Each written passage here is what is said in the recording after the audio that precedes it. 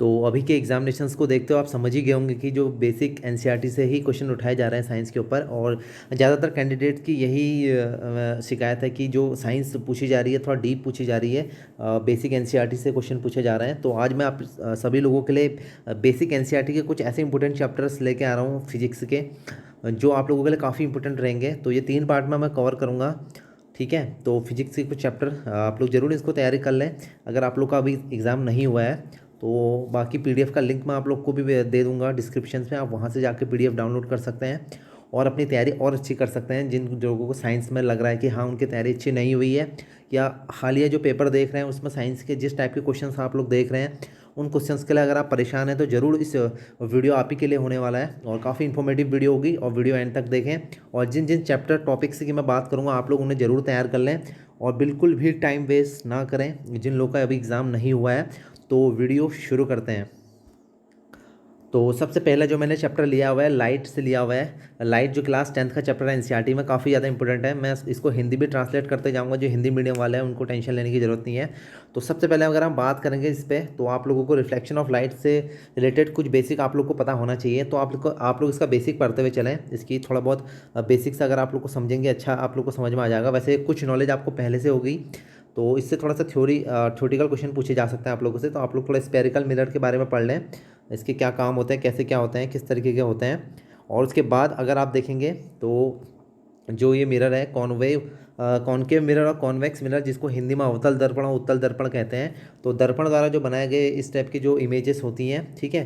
तो ये भी पूछा जा सकता है। आप लोग इसको गौर से देखें कि इमेज कहाँ बन रही है, कैसे बन रही है। सीधे सीधे क्वेश्चंस थ्योरेटिकल क्वेश्चन भी यहाँ से उठा सकता है वो, कि सीधे क्वेश्चन पूछ सकता है आप लोग को देखने के लिए कि कितना आप लोग को आता है। और आप लोग इसकी जो डेफिनेशंस है, चाहे फोकल क्या होता है, ठीक है, फोकल लेंथ क्या होती है, और पोल क्या होते हैं, चीज़ें आप लोग इसका बेसिक भी पढ़ते हुए चलें। अगर आप लोग को मैं हिंदी में भी पीडीएफ दे दूंगा। और एक इंपॉर्टेंट फॉर्मूला आप देख सकते हैं, इससे ज़्यादातर क्वेश्चन इसी से पूछा जा रहा है। अभी तक का जितने भी ग्रुप डी का आपका एग्जाम हुआ है उसमें जो साइंस के क्वेश्चन पूछे जा रहे हैं वो इसी फॉर्मूले से पूछे जा रहे हैं, R = 2F। तो आप लोग सोचते हैं यार क्वेश्चन पूछे कहाँ से जा रहे हैं, तो ये रेडियस ऑफ कर्वेचर और फोकल लेंथ के बीच में इसका जो रिलेशनशिप होता है। और सीधे सीधे फॉर्मूला भी आप लोगों से पूछा जा सकता है कि फॉर्मूला आप लोग बताइए, नहीं तो ये फॉर्मूला दिया हुआ है, इससे रिलेटेड क्वेश्चन भी पूछे जा रहे हैं। तो देख सकते हैं इमेज स्पेरिकल मिरर द्वारा जो इमेज बनाए जाते हैं वो भी आप लोगों से पूछा जा सकता है। ये देख लीजिए यहाँ पर पूरा डाटा बना हुआ है। यहाँ पर आप लोग को क्वेश्चन ऐसे उठाएगा, देख सकते हैं आप लोगों से पूछेगा कि कोई भी ऑब्जेक्ट है, कोई भी वस्तु है, वो उसको इन्फिनिटी में रखा जाता है यानी अनंत पर रखा जाता है। तो उसकी जो इमेज होगी वो कहाँ बनेगी, तो उसकी इमेज कहाँ पर बनेगी, एफ पे बनेगी, फोकस पे बनेगी। या ऐसा भी पूछ सकता है कि जो मिरर होते हैं उनके द्वारा जो इमेज बनाई गई है, ठीक है, तो वो कैसी इमेज बनाई जाती है। तो रियल और इन्वर्टेड इमेज देख सकते हैं कॉनकेव मिरर द्वारा, यानी उस कॉनकेव मिरर द्वारा अवतल दर्पण द्वारा बनाए गए इमेज जो प्रतिबिंब होता है वो कैसा होता है। तो ये देख लीजिए, इसको भी याद कर लीजिए आप लोग। और इस तरीके के क्वेश्चन पहले भी पूछे गए हैं जिसमें वस्तु को देख सकते हैं पी और एफ के बीच में रखा गया है और उसकी इमेज कहाँ बनेगी, तो बिहाइंड द मिरर। इस डाटा को आप लोग बाय मैप याद कर सकते हैं और अच्छा रहेगा तो आप लोग अगर याद कर लें तो काफ़ी बढ़िया आप लोग को तैयारी हो जाएगी। बेसिक से आप लोग पहले भी मैं आप लोगों से कह चुका हूँ कि बेसिक से आप लोग तैयारी करिए, ठीक है। तो कॉनकेव ये कॉन्वेक्स कॉनकेव मिरर का देख सकते हैं पूरा इमेज यहाँ पर बनाई हुई है, पूरा इमेज डायग्राम दिखाया हुआ है। देख सकते हैं जब इन्फिनिटी पे कोई भी ऑब्जेक्ट रखा गया है उसका इमेज कहाँ पर बन रहा है, एफ पे बन रहा है। और ये देख सकते हैं पूरे ये इमेज को आप लोग रीड करते हुए चलें, थोड़ा बेसिक से पढ़ते हुए चलें और अच्छा आप लोग को रहेगा। और यूज़ पूछा जा सकता है, कॉनकेव मिरर का यूज़ क्या है, कॉन्वेक्स मिरर का यूज़ क्या है।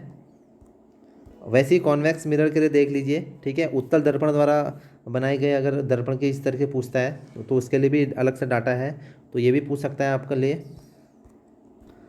और देख लीजिए यूजेस ऑफ कॉन्वेक्स मिरर, ठीक है, यूज़ भी पूछ सकता है। मिरर के जो यूज़ है, दर्पण के जो यूज़ होते हैं किस काम में आते हैं, तो यहाँ से भी क्वेश्चंस बार बार उठाया जाया गया है।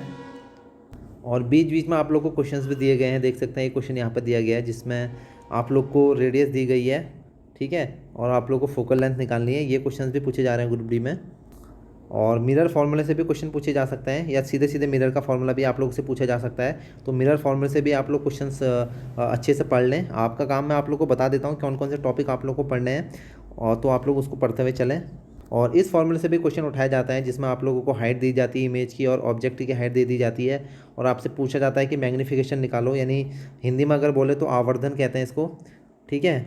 तो आवर्धन का फॉर्मूला भी सीधे सीधे पूछा जाता है कि आवर्धन का फॉर्मूला क्या होता है, ठीक है। या सीधे सीधे ऐसा पूछ लिया जाएगा -v/u, 4 ऑप्शन दे दिए, एक में u/v दे दिया जाएगा।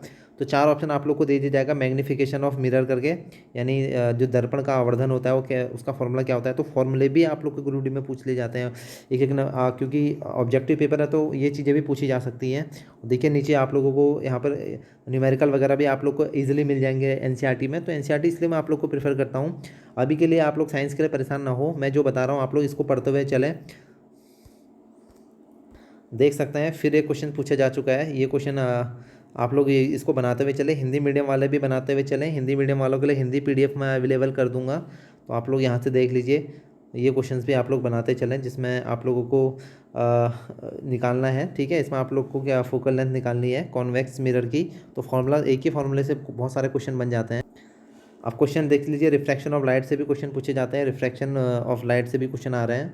तो रिफ्रैक्शन इंडेक्स से भी क्वेश्चन आप लोगों का पूछा जाता है, देख लीजिए यहाँ पे, इससे भी क्वेश्चन पूछा जाता है। इससे क्वेश्चन यहाँ से पूछा जाता है, जैसे आप लोग को क्वेश्चन दे दिया जाएगा, इस फॉर्मूले से आप लोग को बनाना होगा, देख सकते हैं। इस फॉर्मूले से आप लोग को बना के या सीधे सीधे भी पूछ लिया जाता है। कभी कभी वाटर का पूछ लिया जाता है कि रिफ्रैक्टिव इंडेक्स कितना है, आइस का पूछ लिया जाएगा, एयर का पूछ लिया जाता है, और डायमंड का पूछ लिया जाता है। तो ये सब भी पूछ लिया जाता है आप लोगों से। तो इस सब का जो इंपॉर्टेंट है आप लोग उसको याद कर लें, ग्लास का याद कर लें, वाटर का याद कर लें, अल्कोहल का याद कर लें, या डायमंड का याद कर लें। और इन चीज़ों को समझते हुए चलें कि क्या इसका मतलब क्या है, रिफ्रैक्टिव इंडेक्स का मतलब क्या है। इसमें थ्योरी दी गई है, बेसिक थ्योरी, उसको भी आप लोग साथ साथ लर्न करते हुए चलें। देख लीजिए इन क्वेश्चंस को भी साथ साथ सॉल्व करते हुए चलें। इसमें आप लोगों को निकालना है, रिफ्रैक्टिव इंडेक्स दिया हुआ है और स्पीड ऑफ लाइट इसमें दिया हुआ है। तो स्पीड ऑफ लाइट, ग्लास में स्पीड ऑफ लाइट पूछ रहा है, दूसरा वाला क्वेश्चन देख लीजिए। इस तरीके के क्वेश्चन भी आप लोगों के पूछे गए हैं एग्जाम में, और नहीं तो सीधे सीधे क्वेश्चन पूछ सकता है the refractive index of diamond इस करके।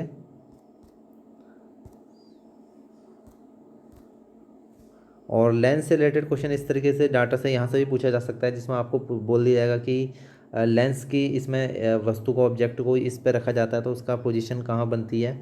तो ये इसमें ज़्यादा आप लोग को पढ़े ना, एक आप लोग इन्फिनिटी वाला पढ़ें और कुछ इंपोर्टेंट यहाँ से पढ़ते हुए चलें। ये कॉन्वेक्स लेंस के लिए है, ठीक है, उत्तल लेंस के लिए है। और ये जो डाटा है, ये डाटा है आपका अवतल लेंस के लिए, अवतल लेंस बोले तो कॉन्केव लेंस के लिए, तो ये डाटा उसके लिए है। और बाकी आप लोग को पता ही होगा वी, एफ और यू क्या होता है, तो ये चीज़ें भी आप लोग को पता होनी चाहिए, बेसिक। बाकी लेंस फार्मूले से भी क्वेश्चन पूछे जाता है, लेंस का फार्मूला डायरेक्ट भी पूछ लिया जाता है, और वैसे नहीं तो इससे बहुत सारे क्वेश्चन बनते हैं लेंस के फार्मूले से। और ये फार्मूले से भी क्वेश्चन, तो एनसीईआरटी में जो जो टॉपिक दिए हुए हैं सारे इंपॉर्टेंट है, इसलिए एनसीईआरटी के लिए जोर देता हूँ आप लोगों के लिए। जिसने एनसीईआरटी क्लियर तरीके से पढ़ी हुई है उसका काम आसान हो जाएगा एग्ज़ाम में। तो इन क्वेश्चंस को भी बनाने की कोशिश करें, यहाँ जो क्वेश्चन दिए हुए हैं। और बेहद ही इंपॉर्टेंट और लास्ट टॉपिक है पावर ऑफ लेंस। तो यहाँ से क्वेश्चन पूछे जा रहा है पावर ऑफ लेंस से। अभी तक ग्रुप डी के अभी तक जितने भी एग्जाम हुए हैं, यहाँ से एक ना एक क्वेश्चन हर शिफ्ट में क्वेश्चन या किसी न किसी शिफ्ट में आप लोग को जरूर देखने को मिलेगा। P=1/f के फॉर्मूले से आपको फोकल लेंथ दे दी जा रही है, आपको पावर निकालने के लिए पूछ लिया जा रहा है, ठीक है।